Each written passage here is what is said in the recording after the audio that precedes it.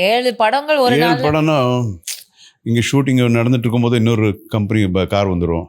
காரில் போகும்போது ஷர்ட்டை கிட்ட எல்லாம் மாற்றிக்கிட்டு அப்படி போனால் அங்கேயும் ஃபைட்டு, இன்னொரு இடத்துக்கு போனால் இன்னொரு இடத்துலையும் ஃபைட்டு. அந்த உடம்பு என்னதான் சார் ஆகுறது? என்னதான் ஆக்சுவலி ஸ்கின் எல்லாம் பர்னா இருக்கு டோட்டலாக. அந்த வெயிலில் எல்லாரும் ஷர்ட்டை கழட்டு ஃபைட் பண்ண சொல்கிறாங்க. அப்படியே Bruce Lee உடம்ப ரோடு கட்டு. ஆமாம்.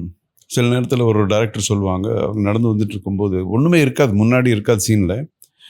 வரும்போது சார் அப்படியே வரீங்க, அங்கேருந்து அங்கே ஜம்ப் பண்ணிடுறீங்க சார், ஜம்ப் பண்ணிட்டு அப்படியே ரோல் ஆகிட்டு இந்த பக்கம் வந்துடுவீங்கன்னு. பக்கத்தில் இருக்கிறவங்க கேட்பாங்க, நீங்கள் பண்ணிடுவீங்க இல்லையா? அது என்ன, நான் எஸ்ன்னு சொல்கிறதுக்குள்ள வேறு ஆளுங்க சொல்லிடுவாங்க, இது ஈஸியாக இருக்கு, அவர் பண்ணிடுவார் அப்படின்னு. பார்த்தா எவ்வளோ 15 ஃபீட்டு 20 ஃபீட்டு கீழே பெட்டு போடுறோம் சார் அப்படின்வாங்க.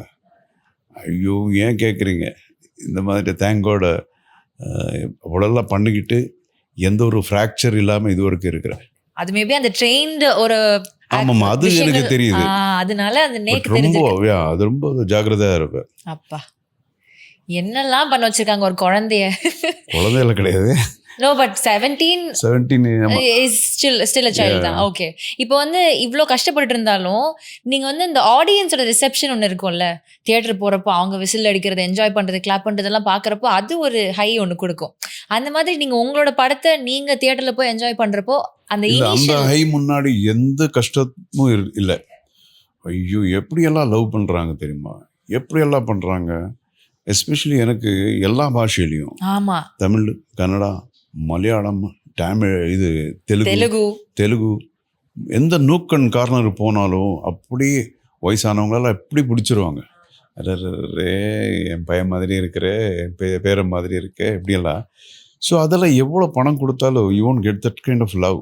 That's very precious. ஐயோ அதெல்லாம் தட்ஸ் அ கிஃப்ட். அது இப்போ ஒரு ஆக்டர் பாப்புலர் ஆக்டர் ஆகணும்னா it's a very big gift.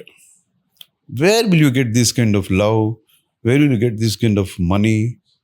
பணம் எங்கே வருது, புகழ் எங்கே வருது, லவ், அது they don't expect anything from you, just giving தான்.